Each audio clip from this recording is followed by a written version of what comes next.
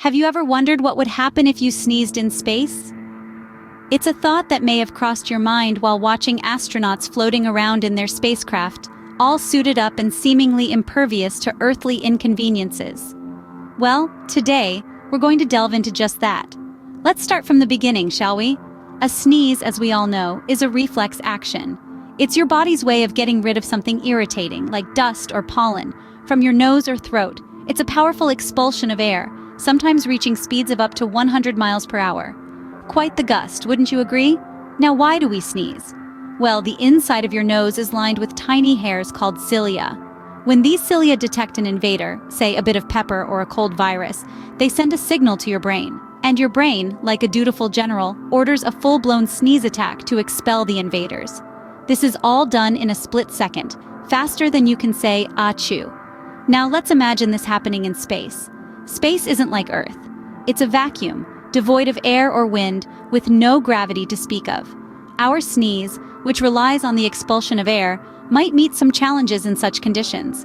But what exactly would those challenges be? Would the sneeze still happen? And if it did, what would it look like? These are the questions that we're going to explore today. We'll delve into the science of sneezing, the conditions in space, and finally, the cosmic conundrum of what actually happens when we sneeze in the great beyond. Now that we've got the basics down, let's dive into the science of sneezing in space.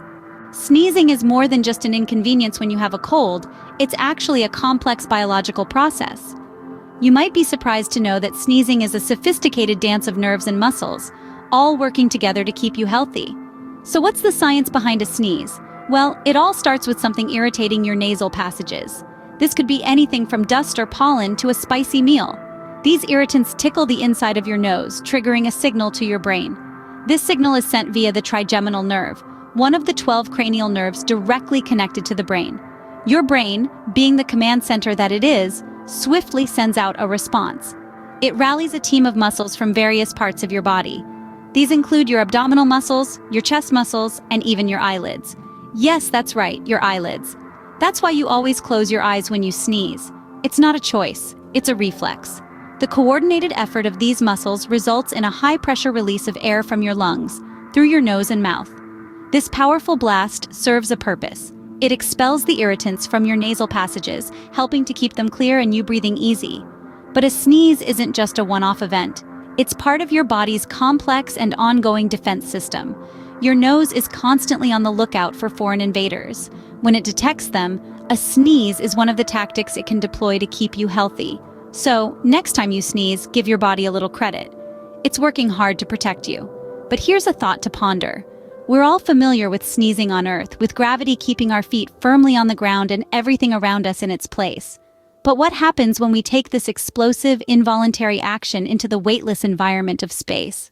So sneezing is a natural response of the body to irritants, but what happens when this process takes place in space? Space, the final frontier, a place of endless mystery and harsh conditions. It's a realm that is vastly different from our home planet. The conditions there are so extreme, they might make you wonder about the most mundane things like sneezing.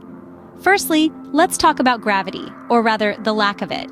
On Earth, when you sneeze, gravity plays a key role in pulling the droplets down. But in space, there's no gravity to do that. So if an astronaut sneezes, those tiny particles would simply float around, creating a cloud of microscopic debris. Now let's consider the vacuum of space. On Earth, we're surrounded by air, which helps to dissipate the force of a sneeze. But space is a vacuum, devoid of air.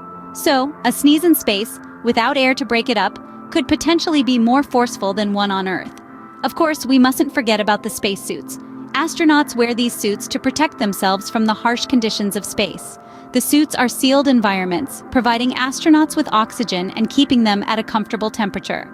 But what happens when an astronaut sneezes inside their helmet? Well, the sneeze wouldn't go very far. It would likely hit the inside of the helmet and then, due to the lack of gravity, the particles could float around inside the helmet. This could potentially be a problem, as the astronaut would have to deal with the floating particles until they could clean their helmet. So, you see, sneezing in space isn't as simple as it is on Earth. The lack of gravity, the vacuum of space, and the confines of a spacesuit all combine to create a unique set of challenges. Given these unique conditions, one might wonder, what happens when an astronaut sneezes in space? So we've talked about what sneezing is and what space is like, but what happens when the two come together? Well, let's imagine an astronaut out there in the vast cosmic expanse, floating in zero gravity, and suddenly they feel that all too familiar tickle in their nose. A sneeze is coming. The first thing to note is that the mechanics of the sneeze, the explosive release of air from the lungs through the nose and mouth, would remain the same. But in the weightlessness of space, a sneeze could potentially act like a tiny rocket engine, pushing the astronaut in the opposite direction.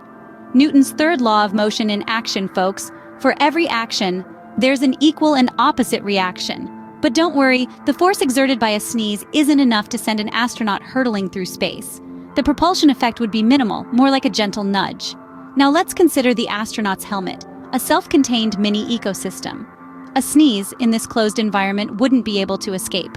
The droplets would splatter against the inside of the helmet, obscuring vision and potentially creating a mess. Astronauts have to be prepared for this and are trained to turn their heads and sneeze into their shoulders, much like we do here on Earth to prevent the spread of germs. But what about the body?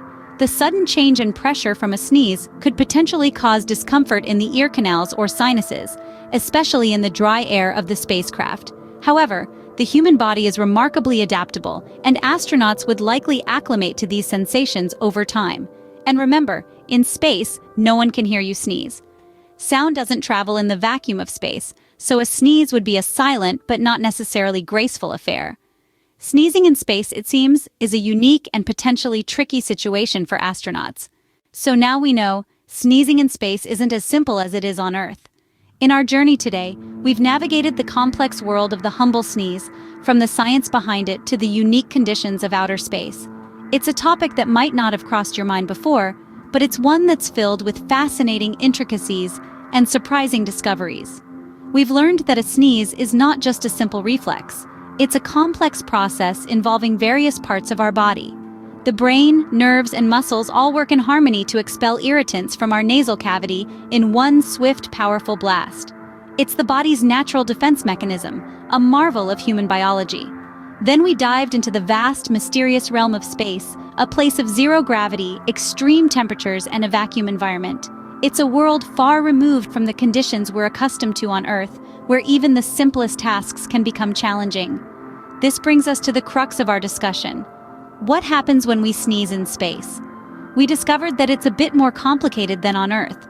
Without gravity to pull the expelled particles down, they could float around the cabin, potentially causing problems.